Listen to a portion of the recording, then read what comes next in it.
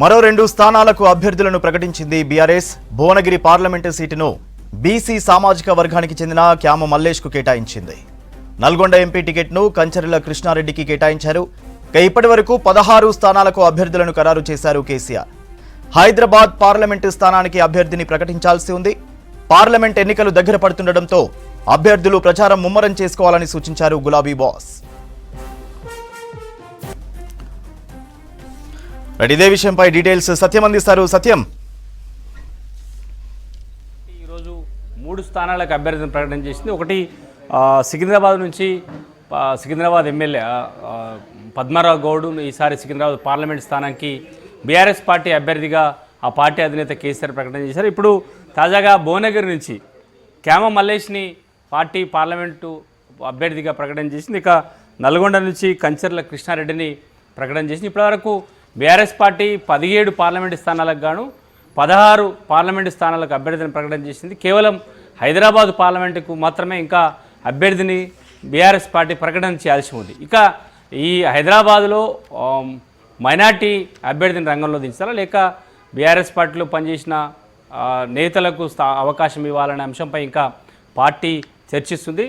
ఈ హైదరాబాద్ పార్లమెంటు స్థానానికి సంబంధించి రేపు లేదంటే ఎల్లుండి అభ్యర్థిని ప్రకటించే అవకాశం ఉంది. ఇక బీఆర్ఎస్ పార్టీ ఒంటరిగానే పోటీ చేస్తుంది కాబట్టి హైదరాబాద్లో కూడా బీఆర్ఎస్ పార్టీ అభ్యర్థిని రంగంలో దించుతుంది. ఇప్పటివరకు 16 స్థానాలను ఒకసారి పరిశీలిస్తే ఖమ్మం నుంచి నామా నాగేశ్వరరావు సిట్టింగ్ ఎంపీకి టికెట్ కేటాయించారు. ఇక మహబాద్ నుంచి సిట్టింగ్ ఎంపీ మాలో కవితకి బీఆర్ఎస్ సీటు కేటాయించింది. కరీంనగర్ నుంచి గతంలో పోటీ చేసిన మాజీ ఎంపీ బోయిన్పల్లి వినోద్ కుమార్ని బీఆర్ఎస్ పార్టీ రంగంలో దించింది. పెద్దపల్లి నుంచి మాజీ మంత్రి కొప్పుల ఈశ్వర్కి అవకాశం కల్పించింది. ఇక మహబూబ్నగర్ నుంచి సిట్టింగ్ ఎంపీగా ఉన్న మన్నె శ్రీనివాసరెడ్డికి టికెట్ కేటాయించింది. చేవెల్ నుంచి కాసాని జ్ఞానేశ్వరి బీసీ ముదిరాజ్ సామాజిక వర్గం సంబంధించిన నాయకుడు. ముదిరాజ్ సామాజిక వర్గంతో ఆయన అనేక కార్యక్రమాలు నిర్వహించారు. ఆయనకి చేవెల్ అభ్యర్థిగా ప్రకటన చేశారు. ఇక వరంగల్ నుంచి కడియం సిఆర్ కూతురు కడియం కావ్యకి ఈసారి అవకాశం ఇచ్చారు. ఇక నిజామాబాద్ నుంచి మాజీ ఎమ్మెల్యే బాజిరెడ్డి గోవర్ధన్ని ఈసారి రంగంలో దించారు. ఇక జైరాబాద్ నుంచి గాలి అనిల్ కుమార్ ఆయన అసెంబ్లీ ఎన్నికల ముందు కాంగ్రెస్ పార్టీ నుంచి బీఆర్ఎస్ పార్టీకి వచ్చారు. అసెంబ్లీ ఎన్నికల్లో ఆయనకు అవకాశం కల్పించలేదు కాబట్టి ఈసారి జైరాబాదు పార్లమెంటు స్థానానికి గాలి అనిల్ కుమార్ ఇచ్చారు. ఇక ఆదిలాబాద్ నుంచి ఆత్రం సక్కుకి అవకాశం ఇచ్చారు. ఇక మల్కాజ్గిరి నుంచి రాగిడి లక్ష్మారెడ్డికి గత అసెంబ్లీ ఎన్నికల్లో ఆయన కాంగ్రెస్ పార్టీలో టికెట్ రాకపోవడంతో ఆయన బీఆర్ఎస్ పార్టీకి చేరుకున్నారు. ఆయనకి ఈసారి మల్కాజ్గిరి నుంచి పార్లమెంటు అభ్యర్థిగా ప్రకటన చేసింది. ఇక మెదక్ నుంచి ఎమ్మెల్సీ వెంకటరామరెడ్డికి అవకాశం కల్పించారు. ఇక నాగర్కర్నూల్ నుంచి ఇటీవల బీఎస్పీకి రాజీనామా చేసి బీఆర్ఎస్కి వచ్చిన ఆర్ఎస్ ప్రవీణ్ కుమార్ని అభ్యర్థిగా ప్రకటన చేశారు. ఇక సికింద్రాబాద్ నుంచి సిట్టింగ్ ఎమ్మెల్యేను ఈసారి సికింద్రాబాద్ పార్లమెంటు స్థానం నుంచి పద్మరావు గౌడ్కి అవకాశం కల్పించారు. ఇట్లా సామాజిక వర్గాల వారిగా బీసీ ఎస్సీ ఎస్టీలకు అవకాశం కల్పిస్తూ ఈసారి మొదట్లో సిట్టింగ్ ఎంపీలంతా కూడా తాము బీఆర్ఎస్ పార్టీ నుంచి పోటీ చేయలేమంటూ కొంతమంది బీజేపీకి మరికొంతమంది కాంగ్రెస్కి వెళ్ళి కాంగ్రెస్లో టికెట్ బీజేపీ టికెట్ నుంచి ఈసారి బీఆర్ఎస్తో ఢీకొనే పరిస్థితిలో ఉంటే ఇక పార్టీలో ఎవరైతే ఆసక్తిగా ఉన్నారో వారిని నేరుగా ఆ పార్టీ అధినేత కేసీఆర్ సంప్రదింపులు జరిపిన తర్వాత వారి పేరు ప్రకటించడం.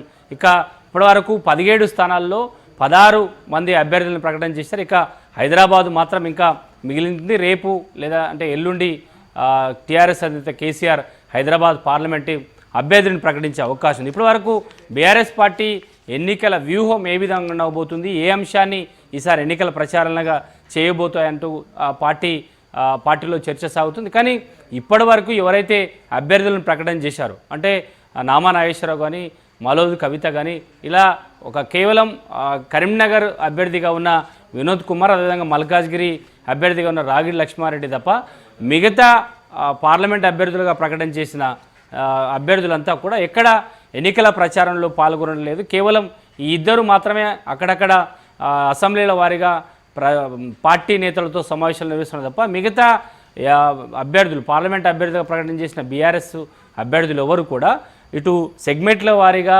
బీఆర్ఎస్ నేతలతో కలవకపోవడం కానీ ఎన్నికల ప్రచారంలో సంబంధించిన వ్యూహాలు సమావేశాలపై ఇప్పటివరకు ఎలాంటి కార్యక్రమాలు చేయకపోవడంతో అసలు వీరంతా కూడా ఎందుకు చురుకుగా ప్రచారానికి వెళ్ళలేకపోతున్నారు అంశం ఆ పార్టీని కూడా ఆందోళన కలిగిస్తున్న అంశం. ఎందుకంటే బీఆర్ఎస్ పార్టీ అధికారం కోల్పోయిన తర్వాత బీఆర్ఎస్ పార్టీలో ఉన్న నేతలంతా కూడా ఇటు కాంగ్రెస్కి లేదంటే బీజేపీకి వెళ్ళి తమ రాజకీయ భవిష్యత్తును కాపాడుకునే ఒక ప్రయత్నం చేస్తున్నామంటూ పార్టీ వీడిన వారు చెప్తున్నారు. కానీ పార్టీలో ఉన్న నేతలు ఎందుకు పార్టీలో ప్రచారంలో పాల్గొనడానికి ఆసక్తి చూపడం లేదనే ఒక అంశం ఇటు బీఆర్ఎస్ పార్టీని ఆందోళన కలిగిస్తున్న అంశం చెప్పొచ్చు.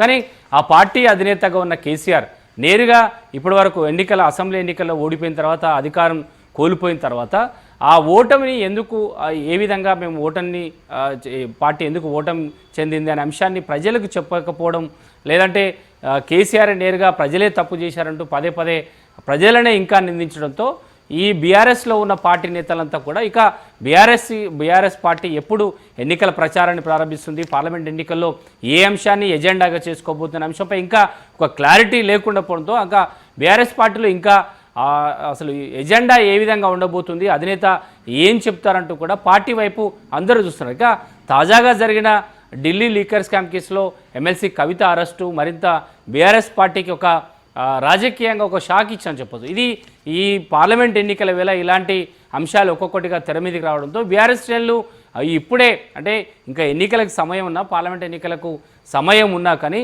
ఇప్పటికే బీజేపీ కాంగ్రెస్ పోటాపోటీగా ప్రచార సభలు నిర్వహిస్తున్నాయి. జాతీయ స్థాయి నాయకులు వచ్చి తెలంగాణలో వరుసగా సభలు సమావేశాలు నిర్వహించి ఎన్నికల ప్రచారం చేస్తున్నాయి. కానీ ప్రాంతీయ పార్టీగా పేరు ఉన్న గతంలో బలం ఉన్న పార్టీగా చెప్పుకున్న బీఆర్ఎస్ పార్టీ మాత్రం ఇప్పటి వరకు ఇంకా ఎన్నికల ప్రచారాన్ని ప్రారంభించడానికి చురుకుగా అన్ని నియోజకవర్గాల్లో వెళ్ళడం లేదు. ఇప్పటికే అభ్యర్థుల ప్రకటన గతంలో ప్రకటన చేశారు. ఈరోజు తాజాగా 3 అభ్యర్థులను ప్రకటన చేశారు. ఇంకా ఒక హైదరాబాద్ పార్లమెంటు స్థానానికి సంబంధించి మాత్రం అభ్యర్థిని ప్రకటించాల్సి ఉంది.